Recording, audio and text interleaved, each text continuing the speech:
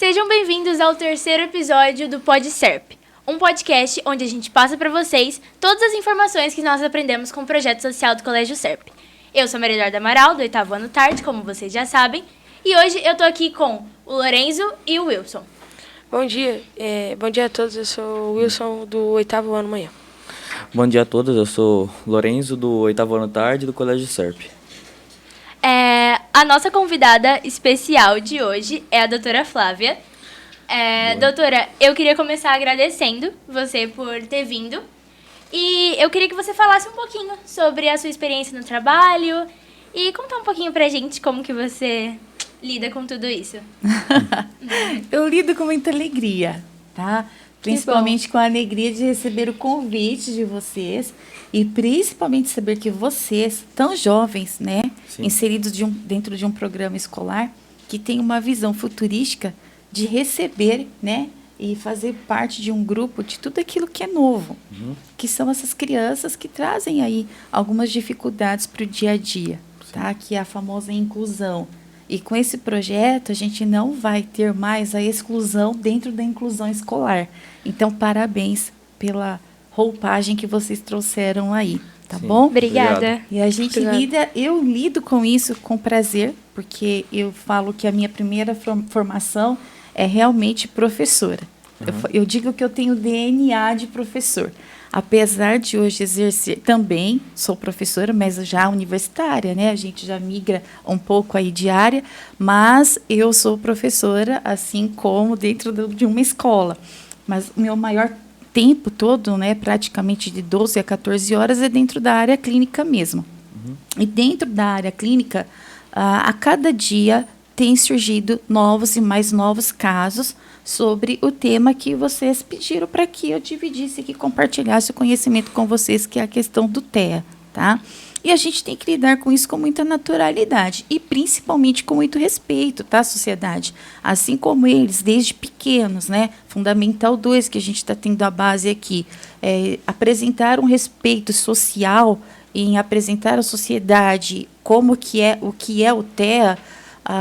Nós, dentro do clínico, também estamos lá para fazer com que essa criança portadora do transtorno, ele também venha estar contribuindo contigo na sociedade. Sim. Então, é uma via, né, dupla. É Sim. Ida e vinda, tá? Sim. Pode começar a fazer as perguntas. Agora é o Wilson que vai fazer. Nós vamos começar com umas perguntas. São 7 perguntas básicas, assim, sobre o TEA. O que é o transtorno do espectro autista? Isso. E é errado falar que uma pessoa é autista? Aí é que tá, né? O TEA, que é o transtorno do espectro autista, tá bom? Esse transtorno, ele é literalmente aquilo que a gente diz, transtorno, aquilo que atrapalha, né? Então, a gente tem aí um conjunto de fatores, que depois vai estar também numa das perguntinhas que vocês fizeram, que é questão também voltadas para o ambiente, questões também da parte familiar. Hoje nós temos até um TEA que vem a se desenvolver por conta de muita luz branca, tá? Nós já temos estudos que cientificamente comprovam isso, tá bom? Então, cuidado aí, depois uma outra hora a gente fala sobre isso. Mas o TEA aqui, que é o transtorno espectro autista, né? É um conjunto realmente de sintomas, porque ele é uma síndrome. Toda vez que a gente fala em síndrome, vocês precisam entender o seguinte: quando vocês ouvirem a palavrinha síndrome, é conjunto de sintomas. Então, a pessoa tem 1, 2, 3 ou 4? Não.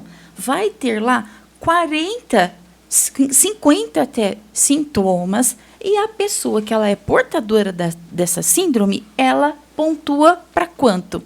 Então, quanto maior esse número de pontos que ela vai adquirindo ali, ela vai pontuando para essa síndrome. Deu para entender? Sim. Eu estou tentando falar uma linguagem bem prática para vocês, tá? Tudo Daí, bem. Então, que a gente tem a questão da síndrome, tá bom? E se é errado, além disso, o que é, né? Esse resultado, essa síndrome, ela é um resultado de funções do organismo realmente, né? Funções neurológicas que trazem prejuízos em que área? Gente, presta muita atenção aí a sociedade. A área comportamental. O comportamento desse indivíduo, ele é diferente, tá?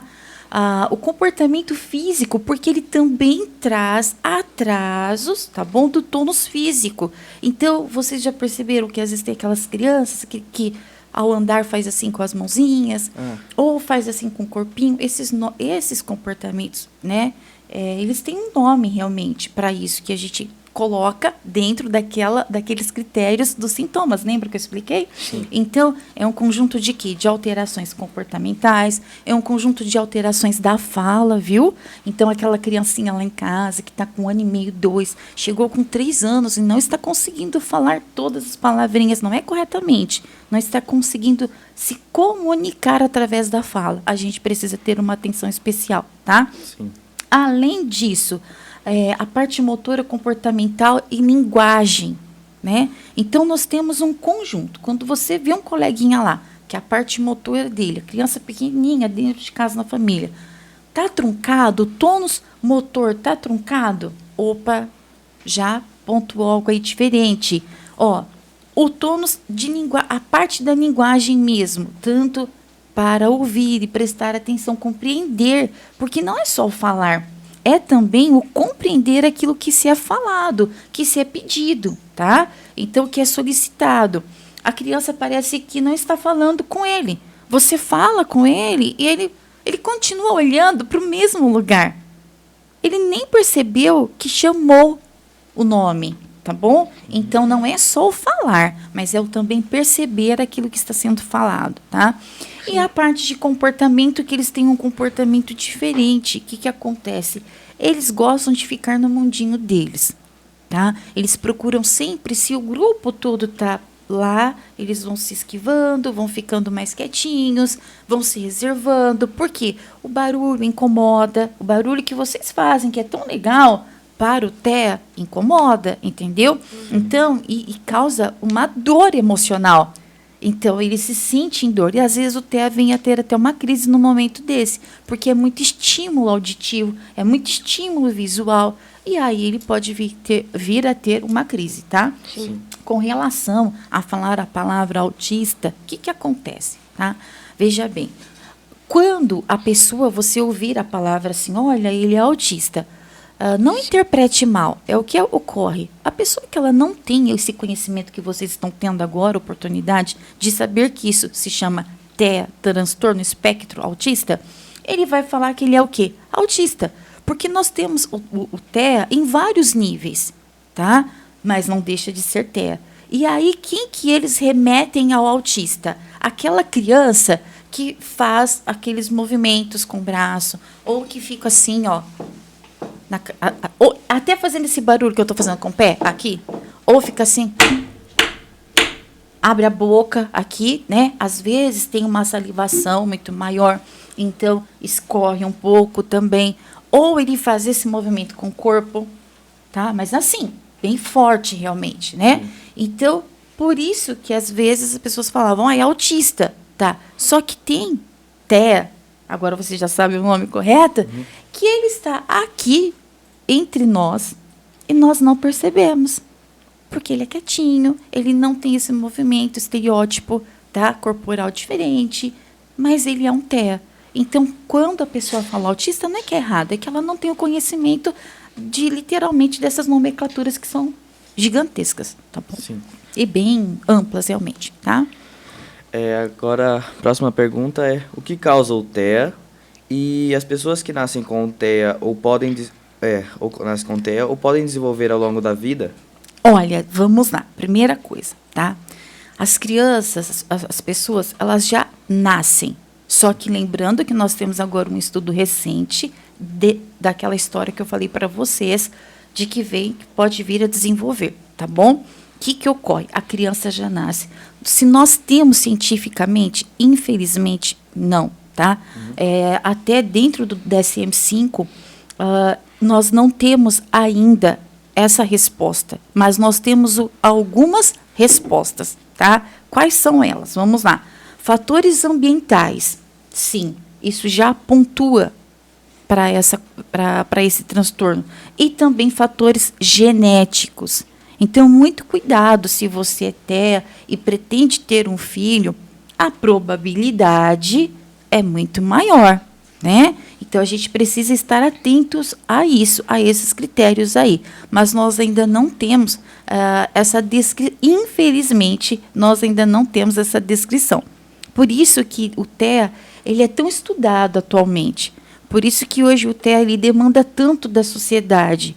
Porque hoje nós temos uma numeração que está totalmente atualizada, esse dado eu trouxe para vocês agora exclusivo. Só o Colégio Serp está tendo isso e a rede médica. Nós estamos com o número de 1 para cada 23. O que significa que a cada 23 indivíduos, 1 vai ser TEA. Tá?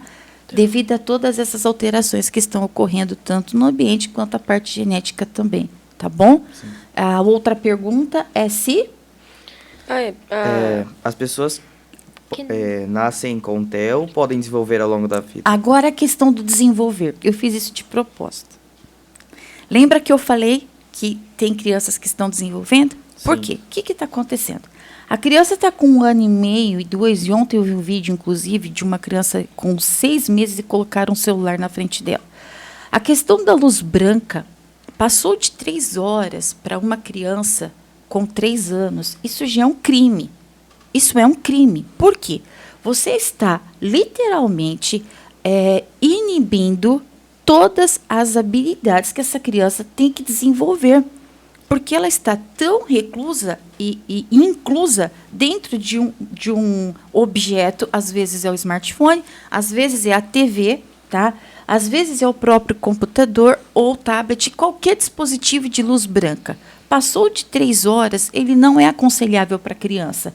Porque, ao ter essa convivência, a criança deixa de desenvolver percepções e deixa de desenvolver critérios neurológicos, as quais vão fazer com que ela venha a criar um estereótipo do TEA.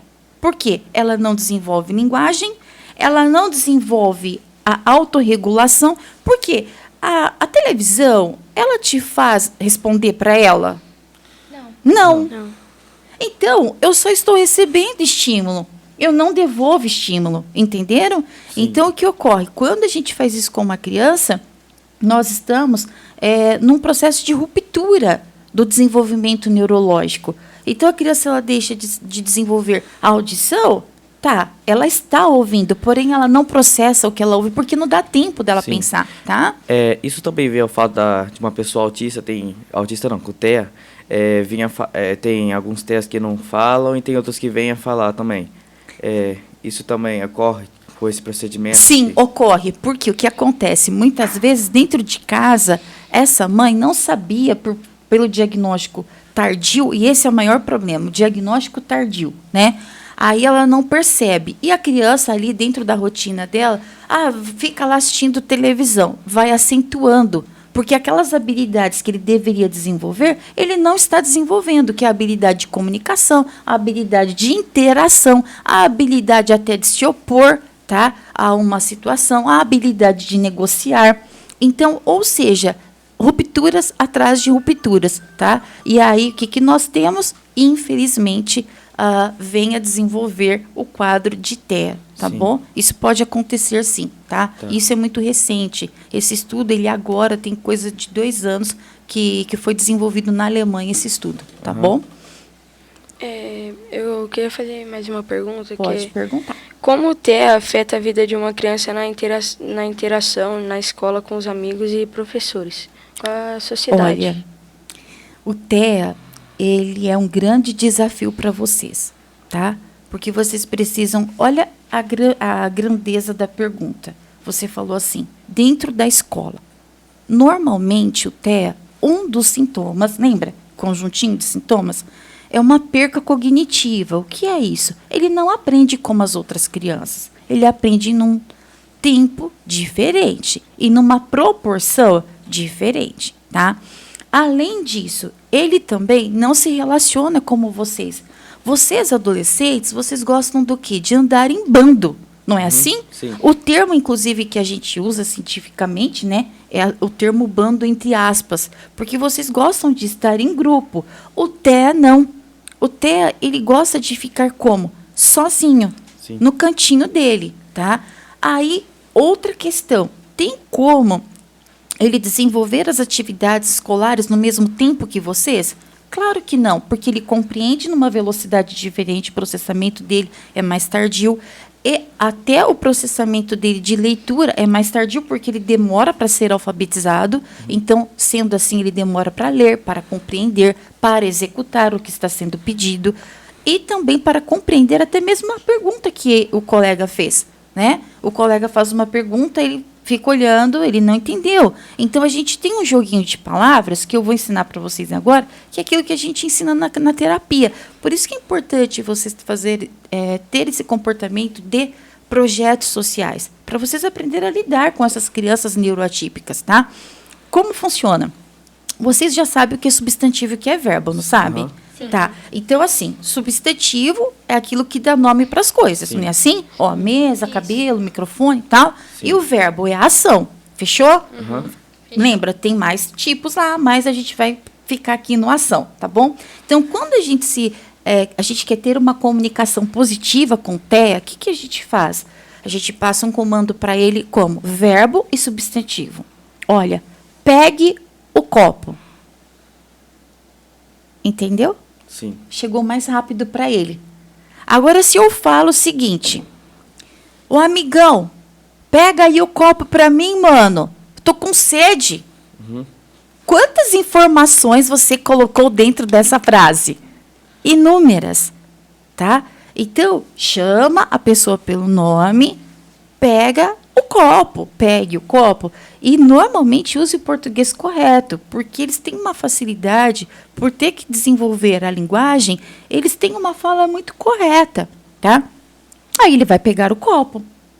Olha, ele vai olhar. Se você falar assim, olha, dá o copo para mim, ele vai fazer assim, ele vai olhar e vai ficar assim, olha. O que é o dar o copo para mim? Entendeu? Então, assim, ó, dá o copo. Você vai dar o copo, tá bom? Sim. São comandos curtos, assertivos, porém conclusivos para ele. Então, é assim que ele tem que se relacionar com vocês na escola. E a escola precisa ter todo um amparo para poder ajudar essa criança, tá? Você numerou quantos? Repete para mim a pergunta, só para eu entender se eu respondi todas aí. Os critérios, você falou.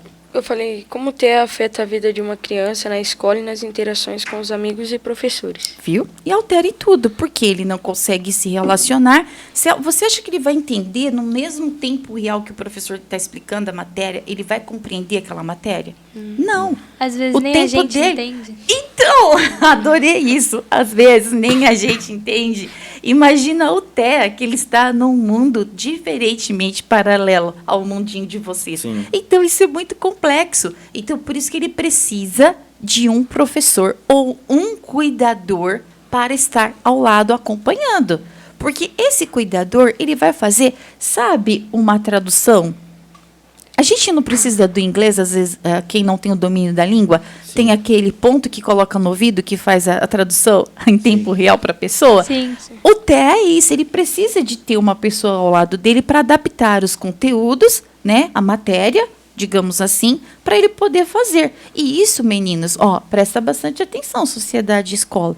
Isso não é uma situação, isso é uma legislação, isso é lei, tá? Sim. E por isso que eu estou aqui. Inclusive por isso, porque o meu mestrado é em educação e a gente estuda essa questão de legislação também, muito profundamente para todas as crianças neuroatípicas. Então, isso é muito importante, tá? Eu tenho um amigo que ele tem 19 anos, se chama Miguel. Ele tem TEA. E, assim, ele sabe falar bastante línguas. Ele sabe falar inglês, português, Isso. espanhol, japonês. Quantas línguas ensinar? E ele é muito inteligente, assim. Eu ia perguntar se o TEA, ele ajuda na inteligência dele por falar bastante coisa, línguas, essas coisas.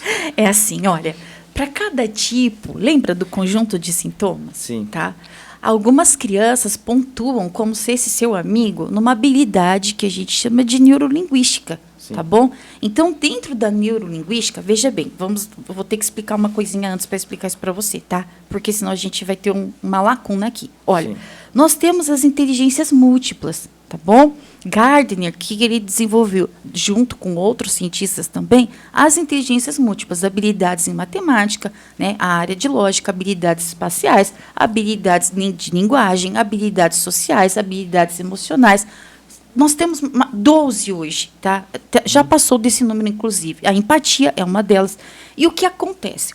Dentro do TEA, não, vou só fazer uma correção, tá bom? Sim. Não quer dizer que ele é mais inteligente. Ele tem essa habilidade maior do que a sua. Sim. Enquanto que o outro coleguinha seu, que também é TEA, ele tem uma habilidade de nomear todos os países do planeta Terra e as suas capitais, esse tem uma habilidade em linguagem, tá? Sim. Em memorizar e conseguir transpor essa habilidade linguística e falar tantas línguas assim. Mas não quer dizer que ele seja mais inteligente ou menos inteligente. Ele tem habilidades que foram desenvolvidas. E isso, papais, mamães, em casa, professores, o que a gente percebe? Em casa começa a perceber isso. Percebeu que a criança ela tem interesse, o TEA, por esse tipo de aprendizagem, o que a gente faz? A gente estimula. Porque se não estimular, se esse seu amigo não tivesse sido estimulado, ele mal falaria o português e olha lá o inglês. Você está entendendo? Sim. É porque ele foi muito estimulado, ele foi laudado precocemente, que é o correto, o laudo rápido, né? O laudo não é ser precoce para ser errado, tá? Vamos entender aí a questão da palavra precoce. É a questão de não ser tardio, porque quanto mais tardio, mais longe fica da gente desenvolver essas funções com as crianças e desenvolver essas habilidades que eles têm, tá bom? Descobrir e desenvolver, tá? É, porque meu time falou que ele fica bastante pertinho, sozinho, igual você disse lá, não fica em bando, Não, ele não fica, ele não se sente bem. E isso para ele, ó, deixa eu te explicar. Você não se sente bem estando aqui? Agora é uma situação desconfortável. Porque é uma situação desconfortável. Nós estamos medindo inúmeras habilidades suas. As suas Sim. habilidades de compreensão, de execução, a sua habilidade de conseguir falar, ouvir, está sendo avaliado por outros. Então, você está num período de extremo estresse. Tá? Assim como ela, assim como ele, assim como eu. Isso é que não pode acontecer com o TEA. Se for proposto isso para um TEA, a possibilidade dele vir ter uma crise é muito grande. Porém, se eu tiver um TEA com altas habilidades diferentes, isso aqui ele vai fazer e ele vai ser o melhor.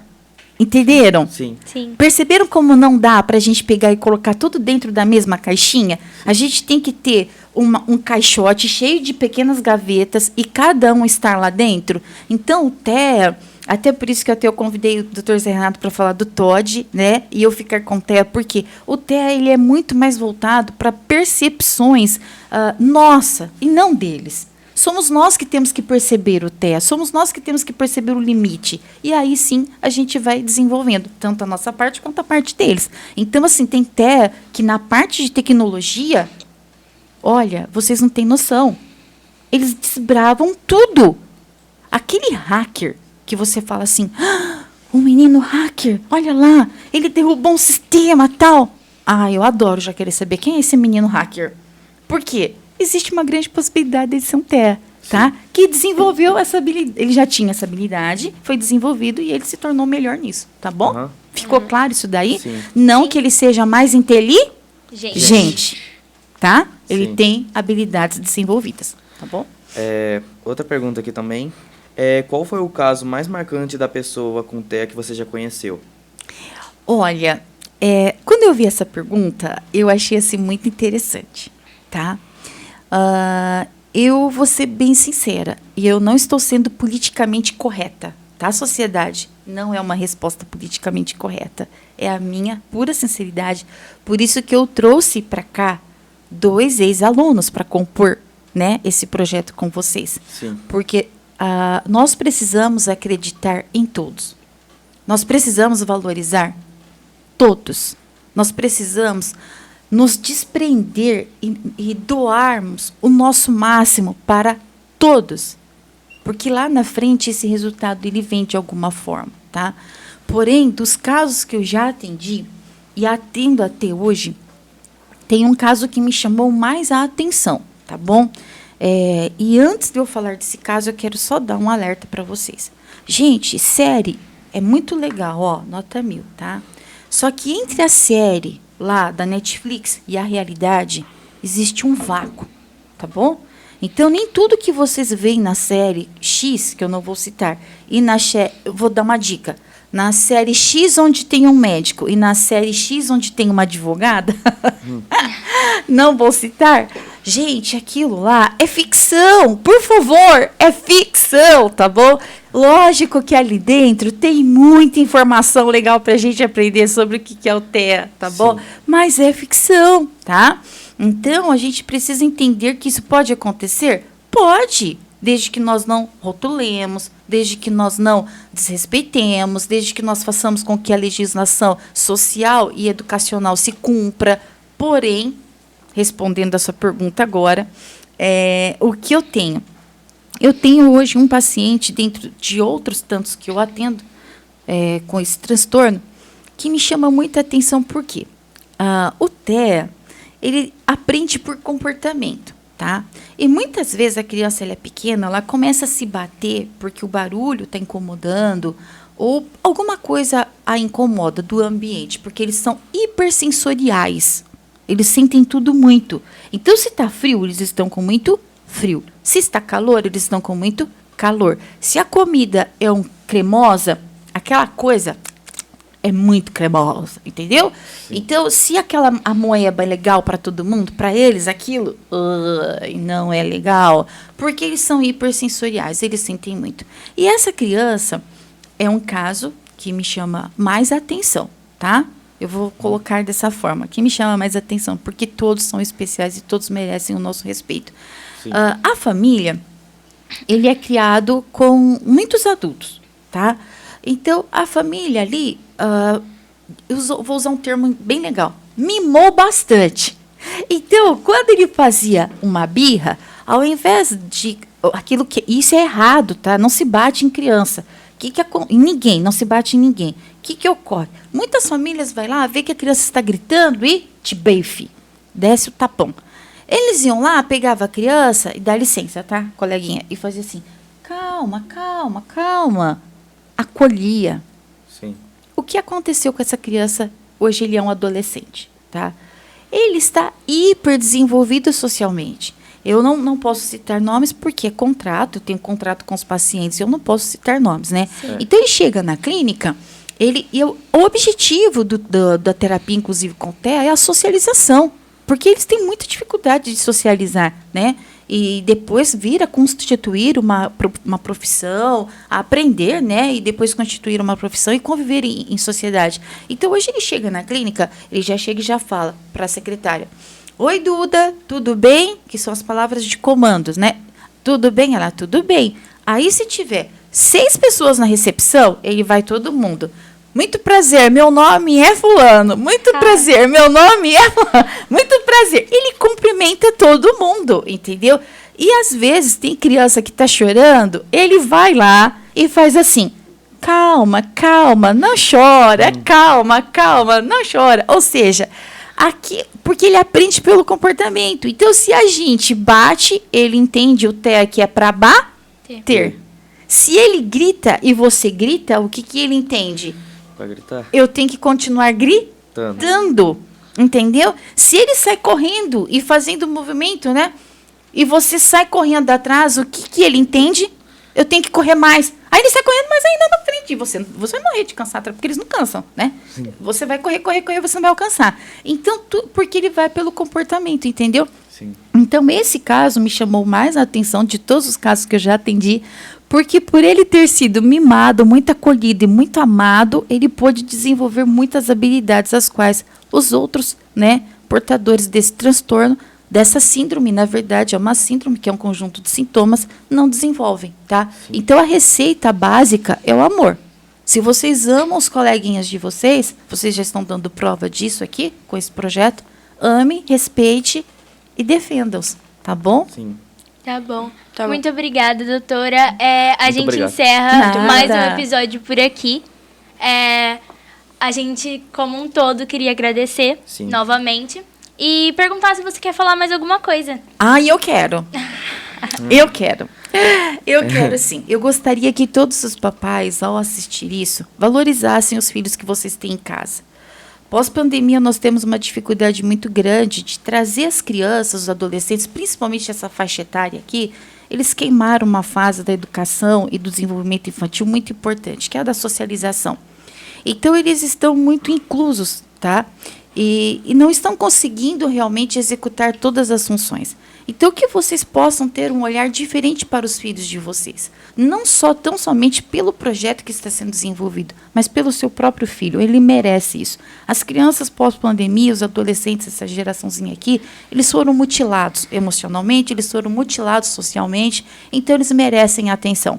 Tá? E não é a atenção do iPad, não é a atenção do notebook, não é a atenção das redes sociais. Ele merece a sua atenção, tá bom? Sim. Esse é o meu recado para vocês. Muito obrigada. Obrigado, tá? De nada, Obrigado. Queridos. Sucesso para vocês. Tchau, tchau. Tchau. Até mais.